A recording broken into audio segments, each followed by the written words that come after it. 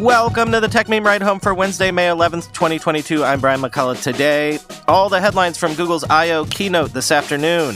The stablecoin fiasco has gotten rapidly worse. More carnage in tech stocks. Is Apple shifting to USB-C for the iPhone at long last? And pour one out for the iPod, the product and brand that very much kicked off our modern era of gadgetry. Here's what you missed today in the world of tech. Google held I.O., its annual developer conference today, with a limited number of folks actually in person in the audience. A quick rundown of some of the bigger announces with sort of a bias towards things consumers might actually see and be interested in. Google Maps is gaining a new immersive view, a combination of street view and aerial shots for select cities, and will let third-party apps use Live Views AR. Quoting 9 to 5 Google. Google Maps Immersive View combines picturesque views of a city and its landmarks, suggestions of places to learn about or visit, and views of the insides of some buildings. You can even see alternate views of certain areas, such as at night, in bad weather, or in busy conditions. This immersive view will be overlaid with the useful, helpful features of maps like busyness levels and traffic indicators, and it's all arriving in Google Maps for phones and devices of all sorts. The only limitation for now is what cities can be browsed, with things kicking off later this year with Los Angeles, London, New York, San Francisco, and Tokyo, end quote. Google Translate is adding support for 24 additional languages, including regional dialects from India, South America, and Africa, used by around 300 million people. What about the main Google product, which is search? Google unveiled a multi-search Near Me option that lets users add pictures of products and then find local retailers and restaurants that may provide them, which, if you think about it, lays the groundwork pretty well for any future AR glasses. Quoting TechCrunch. With the new Near Me multi-search query, you'll be able to find local options related to your current visual and text-based search combination. For example, if you were working on a DIY project and came across a part that you needed to replace, you could snap a photo of the part with your phone's camera to identify it and then find a local hardware store that has a replacement in stock. The more interesting addition to multi-search is the capability to search within a scene.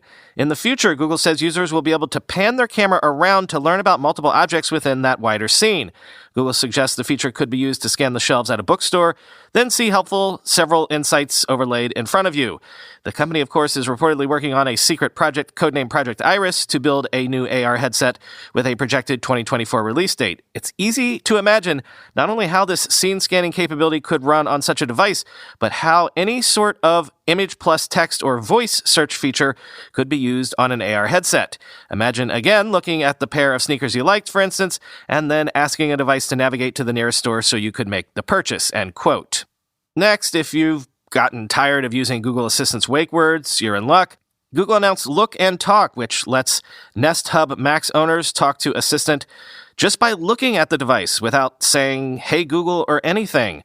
Google also unveiled AI Test Kitchen, a chatbot Android app that lets users talk to Google's new AI language model, Lambda 2, rolling out in the US in the coming months.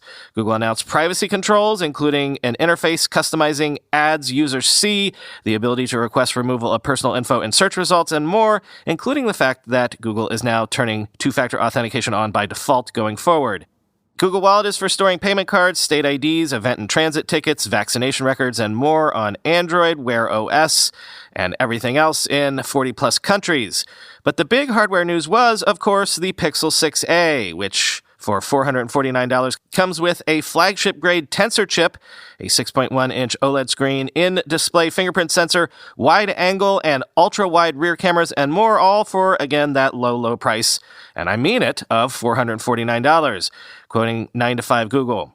The large 6.1-inch device comes with a number of hardware changes to help lower the entry pricing, but it still retains the design aesthetic of its flagship siblings, the Pixel 6 and 6 Pro. Glass and metal are eschewed in favor of a recycled aluminum frame and polycarbonate backplate, but the matte black side rails make the step down from the Pixel 6 series. You'll find a 2,340 by 1080 pixel FHD plus OLED display capped at 60 hertz at the front, and it's worth noting that the Pixel 6a is the first affordable phone from Google to include an in-display fingerprint scanner for biometric security. The screen is also coated with Corning Gorilla Glass 3, which is the same covering as found on the Pixel 5a from last year. Even though the Pixel 6a is launching as a mid-range alternative to the Pixel 6 and 6 Pro, the device utilizes Google's flagship Tensor processor. Like the flagship models, the Pixel 6a also includes the Titan M2 security coprocessor, which makes the device one of the most secure Android phones available. Tensor is paired with 6 gigabytes of LPDDR5 RAM and 128 gigabytes of UFS 3.1 storage, alongside a 4,306 milliamp hour battery that has support for fast charging. Google claims up to 72 hours on a single charge when using the extreme battery saver mode. Sadly, there is no room for a 3.5 millimeter headphone jack.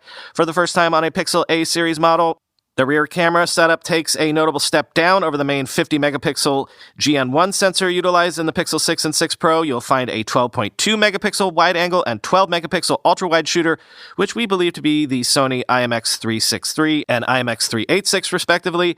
At the front, the centrally placed punch-hole notch hosts an 8-megapixel Sony IMX355 selfie camera. A plethora of modes that rely on the Tensor processor, including Magic Eraser, Real Tone, and Face Unblur, are included on the Pixel 6a for the first time here too. 4K video recording at 30 and 60 frames per second is still possible here, with 1080p video recording at 30 and 60 frames per second also possible. Slow-mo video capture at 1080p is available at 240 frames per second. The selfie camera is capped at 1080p with a maximum frame rate of 30 frames per second, end quote. They also teased the Pixel 7 and Pixel 7 Pro, which we should see later this year, and they teased an upgraded Tensor processor. And from the photos, we saw a metallic camera bar design that was quite sexy looking to me. As expected, Google announced the Pixel Buds Pro with active noise canceling, pass-through, and spatial audio, coming later in an over-the-air update, available for pre-order on July 21st for $199. But bigger news than that, Google previewed the Pixel Watch with a bulbous cover glass design that curves all the way to the metal sides, integration with Fitbit, a clickable crown. All of this coming this fall, though no word on pricing, quoting 9to5 Google. There's a bottle cap-shaped crown which is clickable at the 3 o'clock position that juts straight out, while you'll get a button just above it. Below that is the first of 2 small holes, with the other on the left edge next to a long speaker cutout. Elsewhere on the perimeter are 2 watch band slots with buttons at the right that allow for fast swapping. A proprietary strap system is used, while Google is using Fitbit's Infinity Band design that consists of 2 loops and a pill-shaped peg. Both the metal perimeter and the bottom dome, which is the third piece, are quite thick. Sensors are arranged horizontally at the center for some symmetry. There's an improved Wear OS UI with improved navigation and notifications. Touted apps include Google Assistant, Maps, Wallet, Home, and Fitbit, end quote. And one last tease, Google said it will launch a Pixel tablet coming in 2023 after quietly discontinuing the Pixel Slate last year, you might remember, quoting TechCrunch. Normally, we wouldn't tease a new product before it's ready, said Google's hardware chief, Rick Osterloh, but there's so much amazing energy around tablets in the developer community that we wanted to bring you all into the loop, end quote. It's actually an Android device. In a world of Chrome OS dominance, the company is attempting to reinvigorate the Android tablet market. Presumably, part of the thinking here was to find another home for Google's custom Tensor processors, which debuted in last year's Pixel 6. At the very least, utilizing the same chip means the phones and tablets should play together nicely as the company slowly builds out a hardware ecosystem that also includes Pixel Buds and the forthcoming Pixel Watch. Beyond that, details are unsurprisingly scarce for a device that's not due out for another year, end quote. And that is, I believe, most of it, as much as I could catch. This is always one of the craziest days of the year, Google I/O.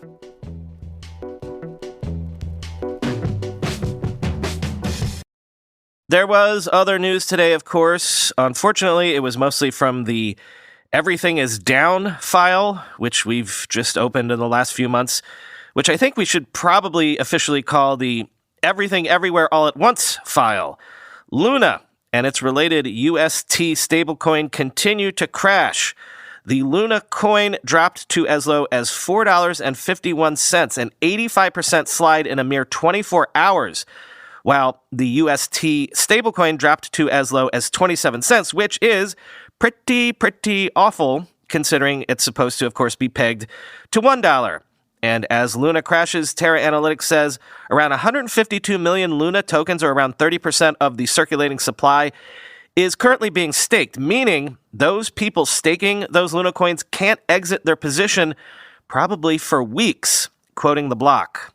When coins are staked, they are locked up indefinitely, and the holder receives tokens as rewards. When the holder chooses to unstake them, they are able to get their tokens back after a period of time and then no longer receive rewards.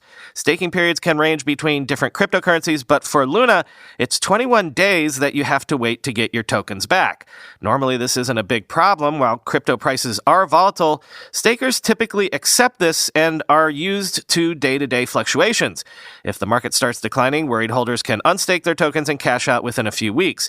Yet the collapse of Luna in UST has happened incredibly quickly and with painful results. As UST has lost its peg to the dollar, a lot of investors have tried to cash out in case the stablecoin's price drops even further. While some have sold on the open market, others have swapped one UST for $1 of Luna, the key mechanism designed to keep the stablecoin, well, stable. Yet this process mints a lot of Luna. In the last 2 days, more than 145 million Luna has been minted to enable stablecoin holders to cash out. This has worsened the price drop of Luna as more tokens have flooded the market alongside normal traders selling the token based on the current negative sentiment.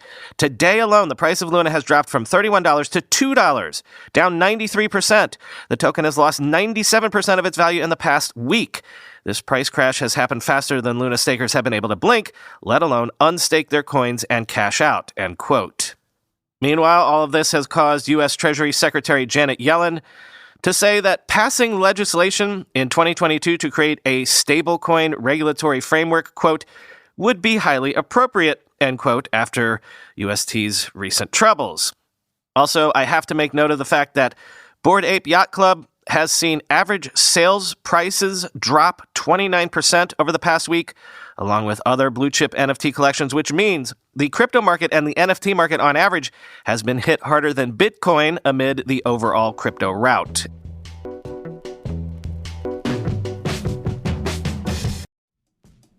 Have you ever worked with a big ad agency? What was that experience like? Probably not good, right? Long wait times, numerous revisions. I'm sure it was more expensive than you were hoping for. Well, let me introduce you to the alternative, Superside. Superside is your one-stop shop for good design.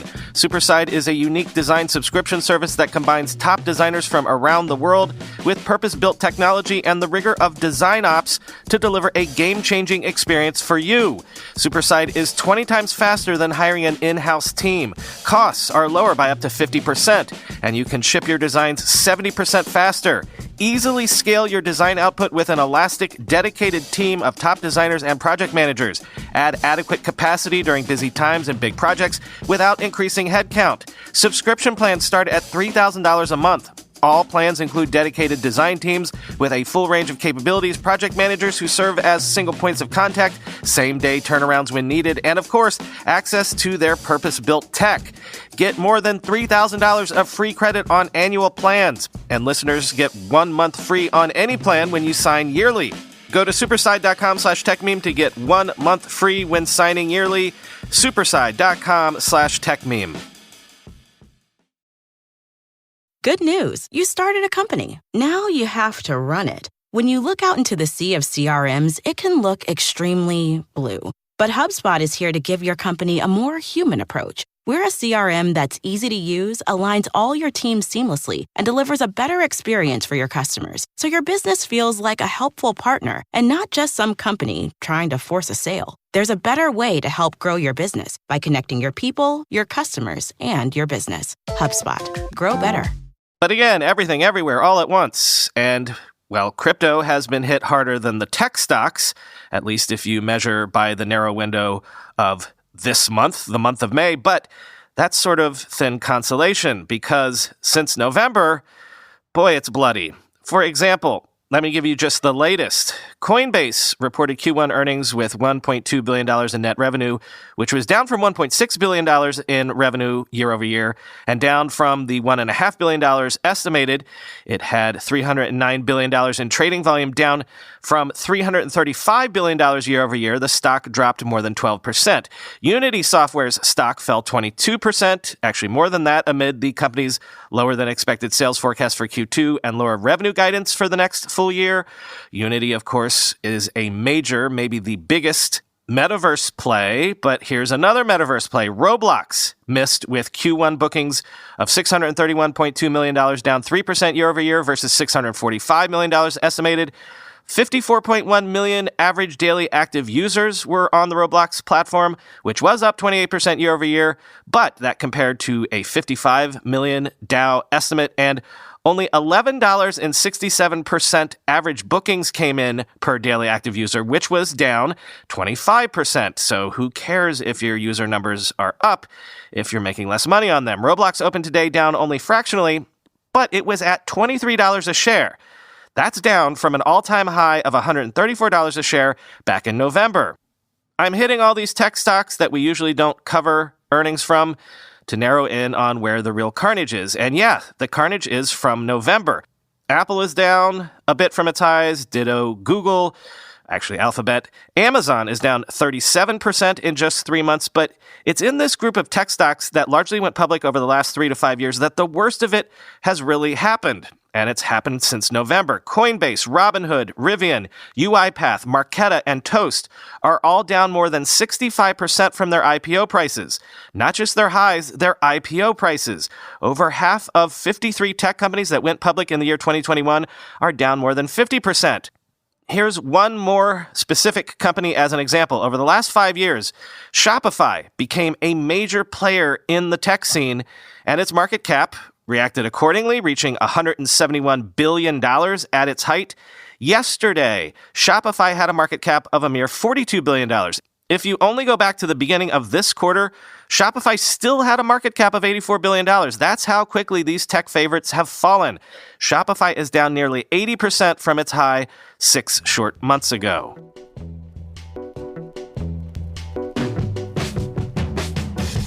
Meanwhile, it's always funny to me how Apple somehow manages to make headlines around Google I/O or anytime Google announces something. Isn't it funny how that happens? I think I say that every year. Our buddy Ming-Chi Kuo says Apple is going to switch to USB-C for its chargers for the iPhone 15 in the second half of next year, quoting MacRumors. In a tweet today, Kuo said that the latest supply chain surveys indicate that Apple will ditch Lightning in favor of USB-C in 2023. Kuo noted that USB-C would improve transfer speeds on the iPhone and improve charging speeds. Kuo had previously said that Apple would be sticking with Lightning on the iPhone for the, quote, foreseeable future, saying that switching to USB-C would be harmful to Apple's MiFi business and has lesser waterproof specification. Now, Apple has reportedly changed its tone. Most of Apple's iPad lineup already features USB-C for faster transfer speeds from accessories such as cameras. Initial speculation was that Apple would keep the Lightning port on the iPhone until it's ready to go entirely portless, relying simply on MagSafe to charge and transfer files. MagSafe was first introduced on the iPhone with the iPhone 12 in 2020, so it's still a relatively new technology to the iPhone.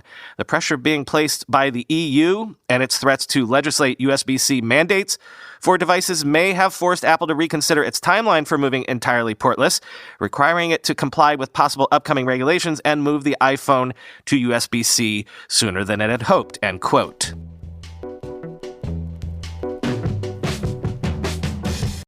And yes, Apple yesterday announced it was discontinuing the iPod Touch, leaving the device on sale while supplies last, but thereby officially ending the iPod product line after it debuted the original iPod back in October 2001, quoting TechCrunch. The first iPod debuted on stage in the hands of Steve Jobs on October 23, 2001. With iPod, Apple has invented a whole new category of digital music player that lets you put your entire music collection in your pocket and listen to it wherever you go, he noted at the time. With iPod, listening to music will never be the same again, end quote. In the age of ubiquitous smartphones and Spotify, it's hard to impress upon people how revolutionary the promise of 1,000 songs in your pocket ultimately was, end quote. Yeah, that's the point that I came here to make. The modern era for the technology industry began with Netscape in the early 90s, as I argue in my book, but the modern era of gadgetry, where your gadgets are pocketable, began with the iPod, although, of course, the iPod was not the first MP3 player. In the 80s and 90s, though, most computers were things that sat on a desk or a table or your lap, and gadgets were things that could be pocketable, but they weren't quite computers. Think the Sony Walkman, or maybe the Nintendo Game Boy was closer to a computer, but the idea that gadgets could be fully functional computers that did fit in your pocket or the palm of your hand, the iPod was the thing that really and truly ushered in that era.